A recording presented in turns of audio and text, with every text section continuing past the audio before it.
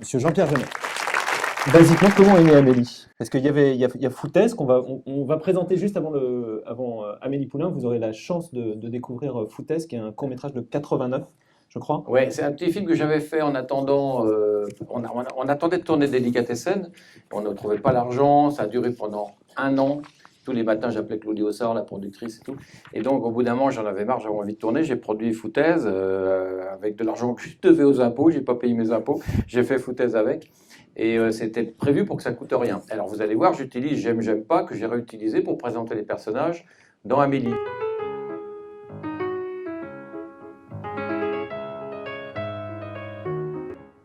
Oh, j'aime pas les étalages des boucheries. Bah, bah. Non, moi, ce que j'aime, c'est... je sais pas... Ah si, tiens, par exemple, un truc que j'aime. Ouvrir un livre plusieurs mois après les vacances, et puis retrouver du sable entre les pages. Ouais. Et puis j'aime bien faire une seule bouchée des jaunes d'œufs sur le plat. Ce qui m'étonne toujours avec Amélie, c'est l'idée que ce soit à la fois un film de son époque, du début des années 2000. Je vous le disais, j'ai l'impression que ça appartient à un courant, le Pacte des loups, Vidocq, c'est-à-dire ce moment où le film français populaire et au niveau esthétique, au niveau, voilà, c'est la revanche contre la nouvelle vague, on va dire. Oui, enfin ça, on l'avait déjà vécu, nous, avec Délicatessen, qui Ouais. avait vraiment ouvert une porte à l'époque. Après, il y avait des Kassovitz.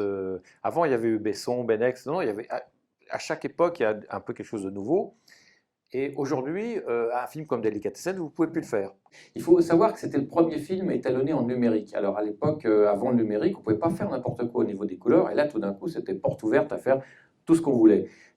C'était à tel point que c'était une vraie révolution. L'American Cinematographer, qui est la Bible des grands opérateurs de la planète, avait fait une espèce d'enquête il n'y a pas longtemps.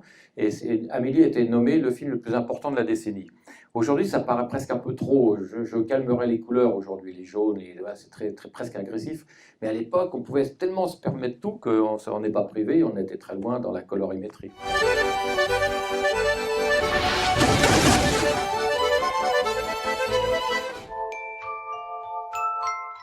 Donc Audrey Tautou, Non, Emily Watson, qui était moins jeune, qui était l'actrice anglaise de Breaking the Waves de Lars von Trier. Lars von Trier, et puis qui a laissé tomber le film 2 mois avant le début du tournage. Alors ça, c'était un coup dur. Et puis voilà, j'ai fait le casting, j'ai rencontré, maintenant je peux le dire parce qu'elle l'a dit elle-même, c'est Emma Decaune et Audrey Tautou en deuxième. Et Audrey Tautou, c'était comme si le ciel me tombait sur la tête, quoi. C'était, mais tu viens d'où? De quelle planète tu tombes, quoi. Est-ce que tu peux tourner un petit peu de trois quarts, un peu plus haut? Est-ce que tu peux regarder un peu sur le côté? Voilà. Je ne sais pas quel est mon meilleur profil. Ouais, ben écoute. Je peux faire de l'autre côté. De ce côté-là, essaye de l'autre côté.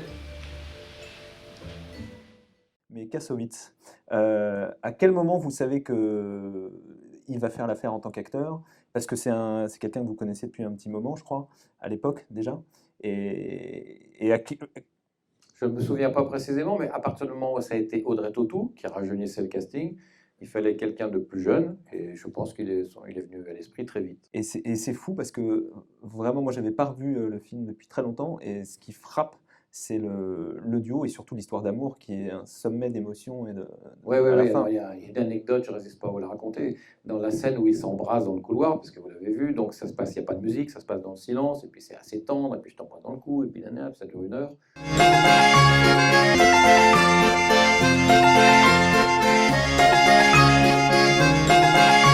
À Nîmes, j'ai vu ça dans le journal, un journaliste l'avait raconté, en plein pendant cette scène, tout d'un coup, le propriétaire de la voiture immatriculée étant, il me priait de virer de son parking. Comment casser un film?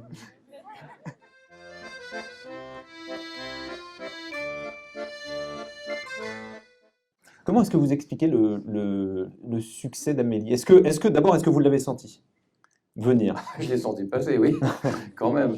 Non, on ne l'a pas senti venir au tout début, puisque Cannes l'avait refusé dans un premier temps, donc on a eu une petite déception. Puis après, j'en parlais avec Jean-Pierre Lavoignat, qui est ici, les projections de presse ont commencé, et tout de suite, on a senti qu'il se passait quelque chose.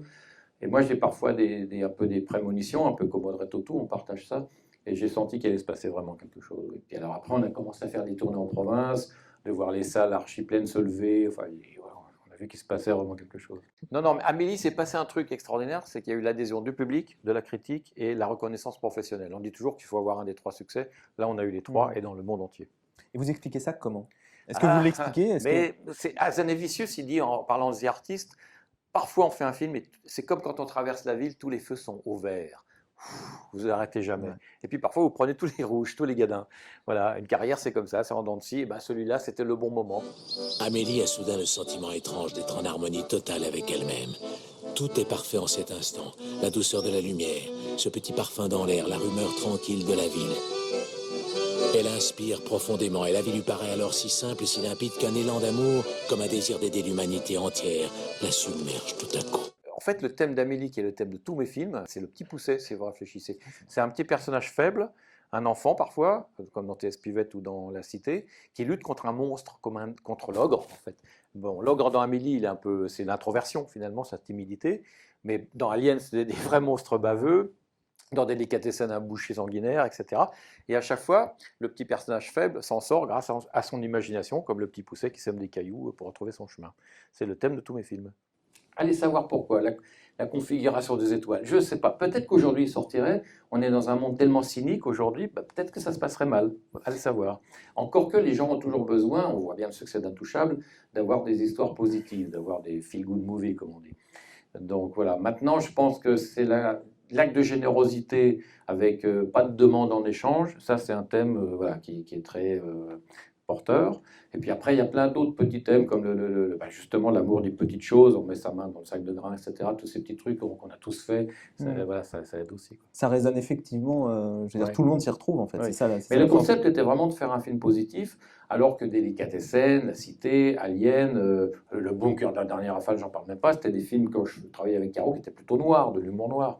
Et donc j'avais décidé de faire une histoire positive. Justement, comment est-ce qu'on gère ça? C'est-à-dire que est-ce que vous mettez des barrières? Est-ce que vous vous dites ah non, ça je peux pas, vraiment c'est dégoulinant? Quand on fait un film, on le fait pour soi-même. On est comme un chef qui prépare son petit plat, on teste, on goûte, je mets un peu de curry, si je rajoute, je fais... Voilà, et puis une fois que c'est fait, si ça vous plaît, vous avez envie de partager aux autres, mais vous le faites pour vous d'abord. Donc moi je le faisais pour que ça me fasse plaisir. Avec Guillaume Laurent, mon co-scénariste, voilà, on s'amusait, on espérait que ça plaise à d'autres. Mais moi j'étais prêt à signer pour 1 million d'entrées en tout. Hein.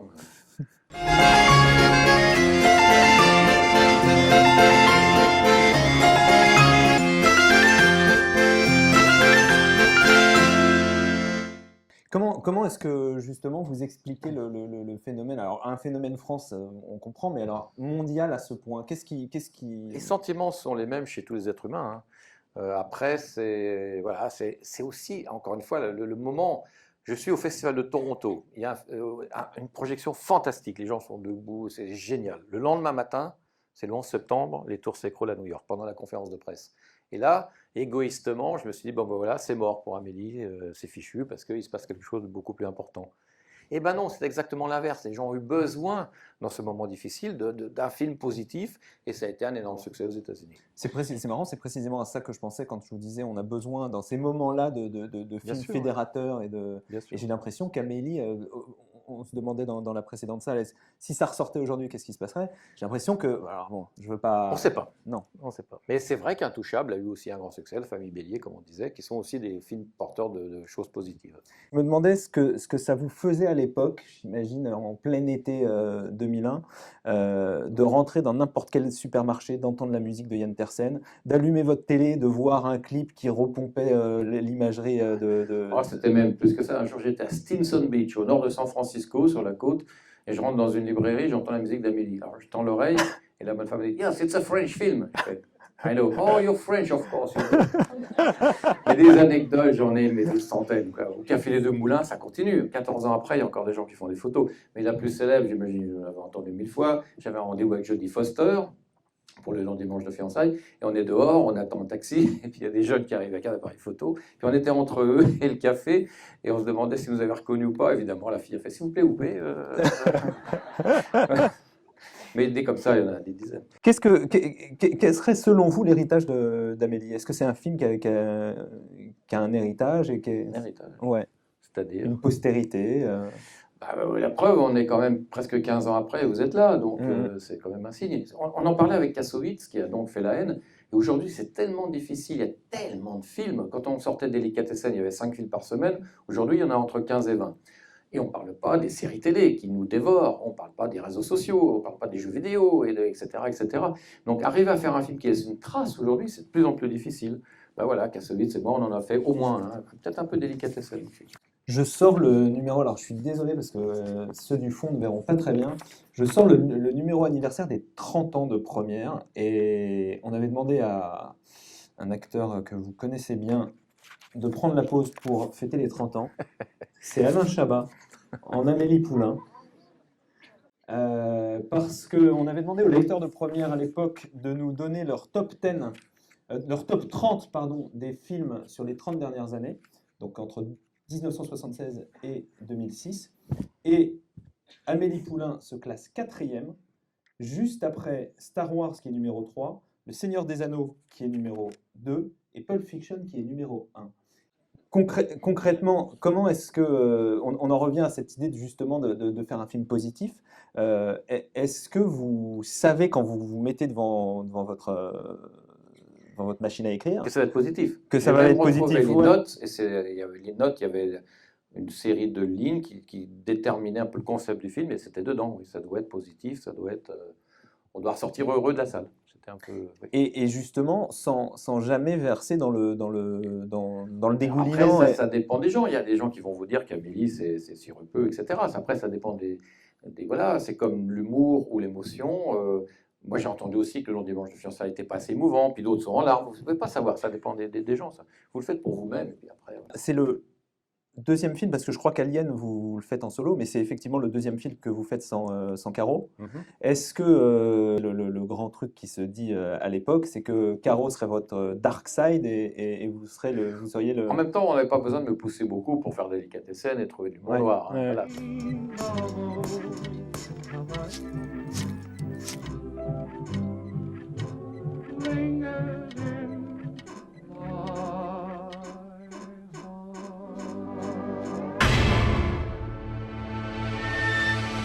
Vous pourriez refaire Amélie aujourd'hui, vous pensez? En termes de financement, en termes de... enfin, Avec Audrey Tautou, qui était inconnue à l'époque, j'en doute. Quand j'ai fait Micmac, on m'avait clairement dit, sans star, tu peux aller jusqu'à tant de millions sur ton nom, et puis après, au-delà de tant de millions, il faut une star, quoi. Et aujourd'hui, je pense que c'est de pire en pire, parce qu'on est dans une époque où on veut faire du profit à tout prix, et où les chaînes de télévision, les décideurs, les financiers, sortent d'écoles de commerce et vous expliquent comment il faut faire, quoi. C'est de pire en pire, quoi. ce que je disais au début, elle a changé votre vie, mais est-ce que... Et ça continue. La preuve, vous êtes là, mais moi, quand je vais à l'étranger, c'est toujours présent.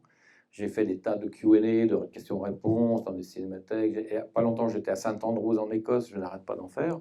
Et c'est toujours présent, il y a toujours une ligne à la fin pour me faire signer. Alors maintenant, ce que j'entends souvent, c'est « Vous pouvez me signer un DVD, c'est le film préféré de ma mère. » Ça m'énerve. Le temps passe tellement vite.